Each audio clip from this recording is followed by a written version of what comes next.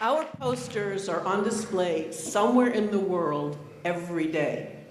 This year we premiered 3 exhibitions, Paredes Rebeldes, woodcuts and stencils from the 2006 Oaxaca uprising, Denouncing Violence Against Women, our first collaboration with USC's Fisher Gallery and the Shoah Foundation, and Boycott, the Art of Economic Activism, our first collaboration with the American Friends Service Committee. The Exhibitions to Go version of Prison Nation, posters on the prison industrial complex, which uses laminated digital reproductions instead of originals so we can make multiple copies, was launched in January this year and is currently in Fresno and Loyola Marymount University. 2 exhibits, same time. Some of our posters are on permanent display at the Plaza de Cultura y Artes in Olvera Street, and we are 6 months into our first federal grant from the National Historic Publications and Records Commission. This grant will facilitate access to the archive and start to put the collection online. Protest posters are intentionally controversial. They are acts of rebellion. Whether using music, theater, poetry, or posters, protest art is a cry against injustice, an expression of hope, and an act of revolt.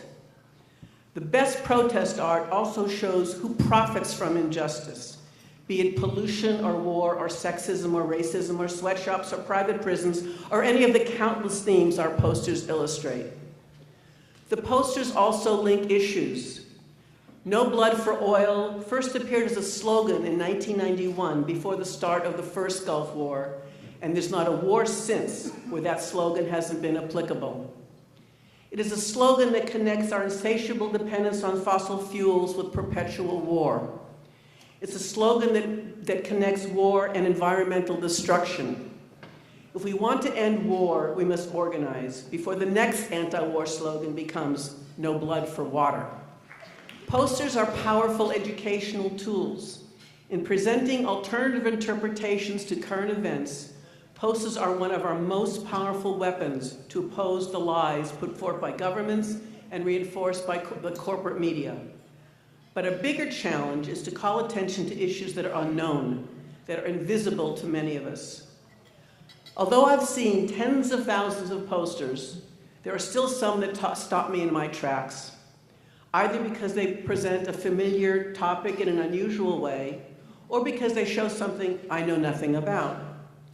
One such poster promoted a 1970 gay-in in Griffith Park. When I first saw the poster, I had no idea there had ever been a gay-in in Griffith Park, and this poster was announcing the 3rd one. When I subsequently met the artist, Bruce Reifel, he told me that he never considered this to be a protest poster. His intent was to create a romantic image of same-sex couples because there were none. Bruce explained that if he had intended to make a protest poster, now I'm quoting Bruce directly, it would have been a protest against invisibility, because that was what we were. We were completely invisible, off the radar, end quote.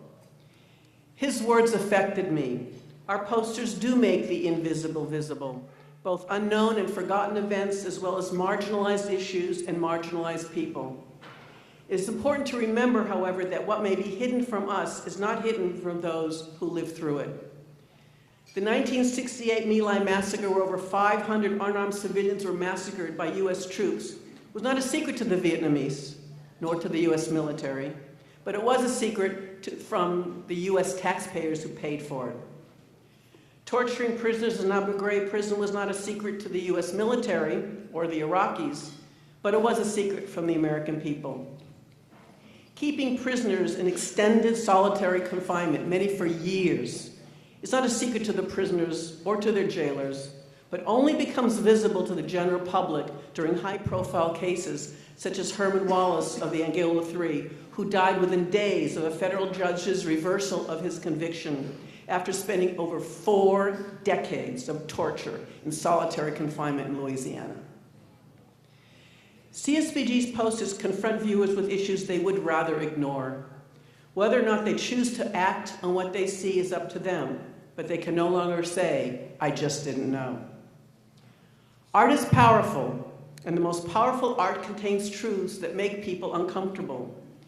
Eugene Delacroix's iconic 1830 Liberty Leading the People with the bare-breasted woman holding the flag of the French Revolution, leading the masses is still used by artists today, including the choreographers of Les Mis and an stencil by the artists in the Oaxaca 2006 uprising. But this visual reminder of Parisians taking up arms to fight for liberty, equality, and fraternity was so threatening to the restored monarchy that the French government bought it, removed it from public viewing. It was only returned to the Louvre after the events it depicted were history and popular uprising no longer seemed likely. But there's a comparable controversy around political art going on right now in our own community. The City Council of Santa Monica is threatening to destroy Paul Conrad's landmark sculpture, Chain Reaction.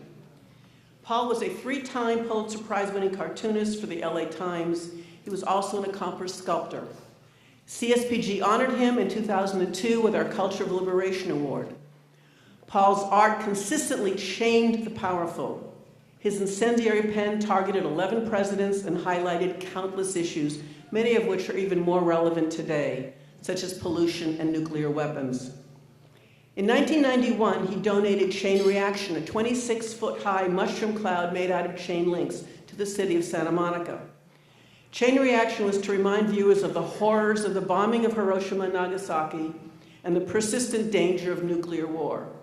There are many monuments commemorating wars, but how many opposing war? Not enough. But Chain Reaction sits on a prime piece of real estate right across from the Rand Corporation, and it can't be developed as long as the sculpture is there. The dots aren't hard to connect. See the ad in our program journal, and there's people on the tables outside and the front and the side. You can sign the petition.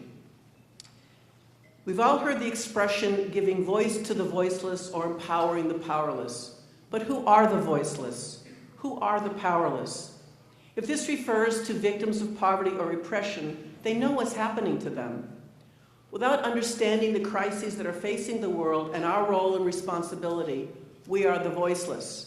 Without acting, we are the powerless. But we are not voiceless, and we are powerful. The environmental movement forced President Obama to postpone the Keystone XL pipeline, and grassroots Americans recently postponed an escalation of the war in Syria. But these will only be temporary victories without continuous educating and organizing. Posters come out of social movements whose goal is to provoke change. They are not intended to make people feel good. On the contrary, they warn us of dangers we might not see. CSPG's posters challenge our comfort levels and our ways of looking at the world. If a poster doesn't offend or challenge, it's not doing its job.